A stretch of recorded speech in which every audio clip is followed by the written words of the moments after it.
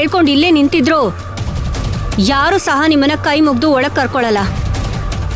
ಹೋಗೋರೆಲ್ಲ ಹೋಗ್ತಾ ಇರ್ಬೋದು. Thank you madam.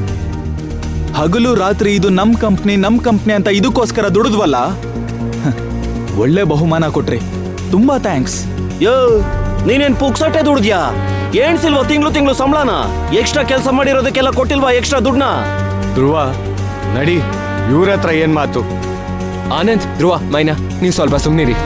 Ma'am ಹತ್ರ ನಾನು ಮಾತಾಡ್ತೀನಿ. ಯಾರು ಮಾತಾಡಿದ್ರು ಅಷ್ಟೇ, ನನ್ ನಿರ್ಧಾರ ಬದಲಾಗಲ್ಲ. ನಡಿ ಧ್ರುವ. ಬಾ ನಂತ್, ಬಾ ಜಯಂತಿ. ಅನಂತಣ್ಣ, ಧ್ರುವ, ಅಕ್ಕ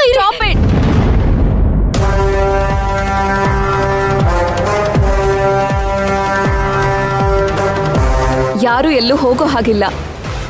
ನರ್ತನ, ಏನ್ ಮಾಡ್ತಿದ್ಯಾ ನೀನು? ಮೇಡಮ್, ಯಾಕೆ ಮೇಡಮ್ ಅವ್ರನ್ನ ತಡಿತಾ ಇದ್ದೀರಾ? ಅವ್ರು ನಮ್ಗೆ ಬ್ಲಾಕ್ ಮೇಲ್ ಮಾಡ್ತಾ ಇದಾರೆ. ಅಂತವ್ರು ಇದ್ರೆಷ್ಟು ಹೋದ್ರೆಷ್ಟು?